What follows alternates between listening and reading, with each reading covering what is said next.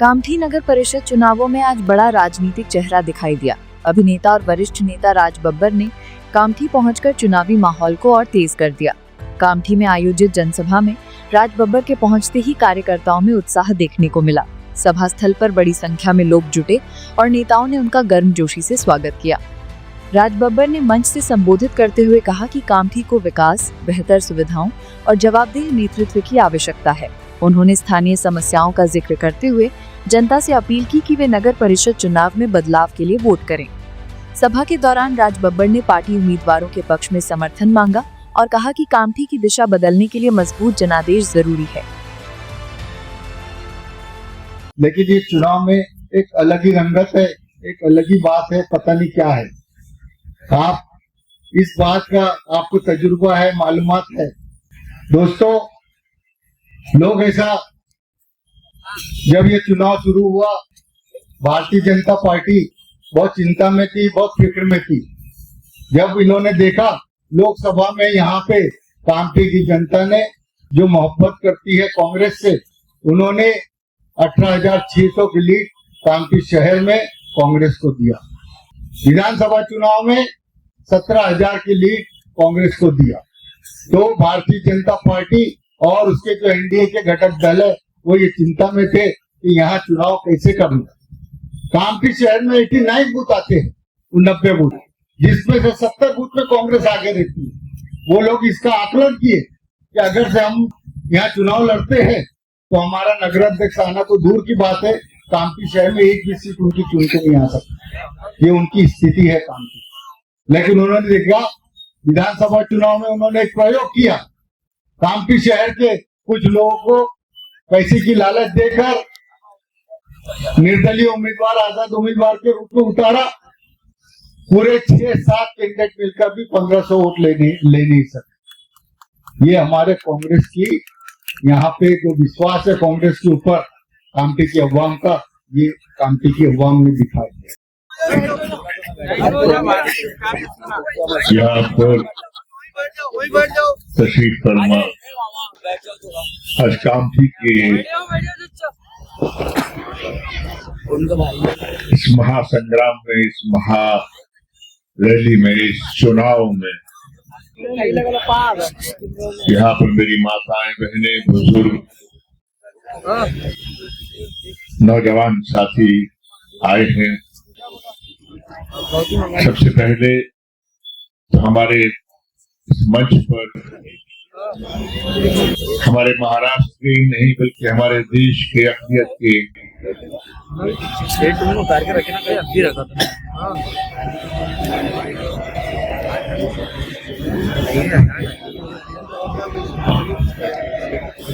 हमारे देश के अखिलियत के बहुत बड़े नेता, कई बार महाराष्ट्र के मंत्री रहे,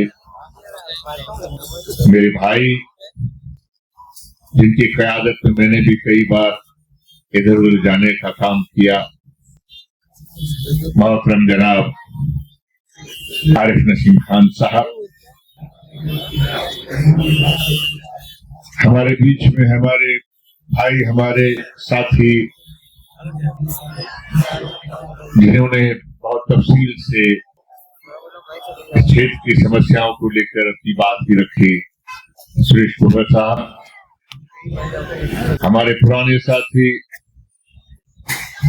अब फिर से नए हो गए हैं, हैदर दोसानी साहब, कुरैशी साहब, तमाम हजरात, बहुतों के नाम जानता हूँ, बहुतों के नहीं जानता हूँ, लेकिन इतना जरूर कह सकता हूँ कि ये मंच बहुत मजबूत मंच है, क्योंकि यहाँ पर कांग्रेस के सब जाबाज प्रत्याशी मौजूद हैं जो कामठी के अंदर इस बात को साबित करना चाहते हैं कि आपके लिए हम हैं और हमारे लिए आप बन जाइए। मैं इस मंच पर अपने भाई के लिए, अपने तमाम साथियों के लिए, 17 जो हमारे वार्ड है उन सब के लिए, उनके जो प्रत्याशी हैं उनके लिए, और हमारा साथी, मेरे बहुत वर्षों से हमारा दोस्त है शकूर नगानी साहब, मैं उनके लिए हाथ के पंजे पर बटन दबाने की अपील करने के लिए आया। जहां तक सवाल है मुद्दों से लेकर देश की राजनीति से लेकर महाराष्ट्र की राजनीति से लेकर भाई नसीम खान साहब ने आपके बीच में जिस तरह से तफसील से रखा है, उसके बाद में मेरा कहना सिर्फ बस ये होगा कि अगर मैं इतना ही कह दूं कि मैं नसीम खान साहब की एक एक बात के साथ में दिल से हूं, तो यकीन मानिए कि मेरा भाषण यहीं खत्म हो जाता। मुझे कुछ कहने की जरूरत ही नहीं पड़ती, और यही इनका बड़प्पन भी है। ये बड़े नेता है, इनको बाद में बोलना चाहिए था, लेकिन मौका उठा के ही पहले बोल लिए, जब राज्यों पर कुछ बोलने लायक रहे ही नहीं। लेकिन मैं इतना जरूर कहूंगा कि देश और दुनिया के अंदर जो खबरें, जो भी थोड़ी बहुत आपको ईमानदारी से देखने को या सुनने को मिल रही हैं, अगर उसके बावजूद भी अगर हम सब लोगों में शऊर नहीं है, तो फिर मैं कहूंगा उस ऊपर वाले तूने बटन दबाने के लिए तो ये उंगली दी है, कोई कोनी से दबाता नहीं, अंगूठे से दबाता नहीं, तो पता नहीं इस उंगली का इस्तेमाल ये सही करते भी हैं या नहीं करते।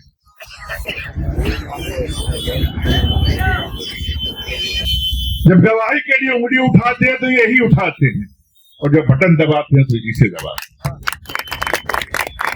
तो कम से कम इस उंगली की पवित्रता को, मुकद्दस कितनी है ये उंगली, उसका तो एहसास कीजिए, इसकी सोच का तो एहसास कीजिए। अरे उस परवरदिगार ने आपको ये उंगली दी है कि जब घुटने पे बच्चा चल रहा हो तो उसको खड़ा करके चलना सिखाने के लिए।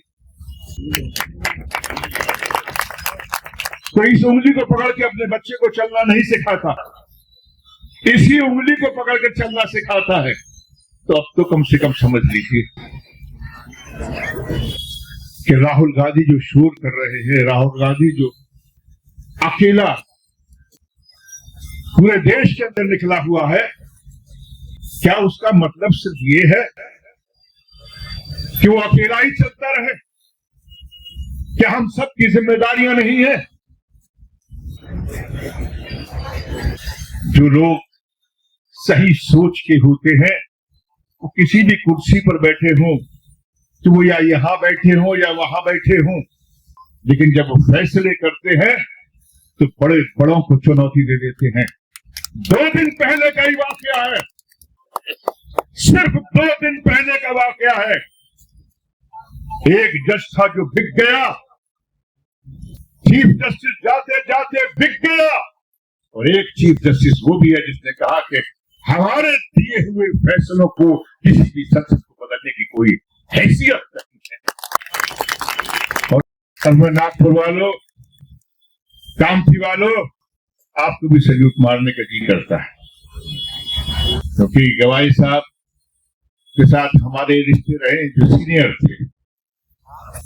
ये जो जज साहब थे, गवर्नर रहे हैं, हमारे मंत्री रहे हैं। मुझे शर्फ हासिल हुआ उनके साथ में मेंबर ऑफ पार्लियामेंट भी रहा हूं। ये वो सोच है, ये सोच नहीं मरती, और सोच को आप भी मत मरने दो। ये हाथ के पंजे की सोच को जिंदा रखो, बस यही अपील करने के लिए आया। आप सबका बहुत बहुत शुक्रिया, धन्यवाद। मैं उम्मीद करता हूं कि आपकी ये खामोशी शायद अभी तालियों में नहीं आ रही, लेकिन आपकी ये खामोशी जरा मजबूती के साथ इन उंगलियों में जरूर आएगी, क्योंकि शऊर की उंगली है, इसका इस्तेमाल सही करना। बहुत बहुत शुक्रिया। राहुल गांधी की जो लड़ाई है, मुझसे भी हजारों बार कहा गया है, एक नहीं, 2 नहीं, बड़े बड़ों ने कहा है, लेकिन अभी तक मेरी रीढ़ की हड्डी मजबूत है, मैं झुका नहीं हूं, गया नहीं। मैं आपसे दरख्वास्त करता हूं, ये नीचे की इकाइयां लोग कहते हैं कुछ भी नहीं है, ये तो कॉर्पोरेटर का सभासद का चुनाव, गलत फहमी में मत रहिए। ये एक छोटे से नगर के अध्यक्ष का सवाल है, गलत फहमी में मत रहिए। जिस तरह से उन्होंने 2 सांसद थे, सिर्फ 2 सांसद थे उसके, आज उन 2 सांसद ने कहां से कहां कर लिया और एक सभासद नहीं जीतता था उनका। 2-4 जीतते थे, मजाक बनता था उनका, लेकिन फिर भी बैठे रहते थे। आओ आज इस छोटी इकाई को बचाने का काम करो। ये छोटी इकाइयां जीतेंगी।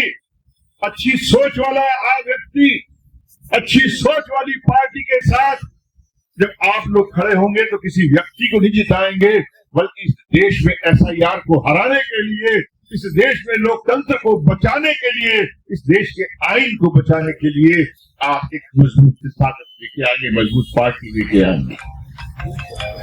हाथ का पंजा आपकी ताकत है। हाथ का पंजा सिर्फ एक सोचना भर है कि कौन है ये लोग, जिनकी क्या सोच है। आप उस सोच को जिंदा कीजिए। आप ऐसे लोगों के बारे में, जैसे अभी आरिफ साहब कह रहे थे, नसीम खान साहब, कि जिन लोगों को वो कहते हैं कि यार अगर तुम्हारे ऊपर किसी ने कोई एहसान किया हो तो कम से कम उसके साथ तो ऐसा कुछ मत करो कि मुंह दिखाने के लायक, पीछे घूमने के लायक ना रहो। अब पता नहीं किसको क्या लगा था और कैसे छुटा दिया।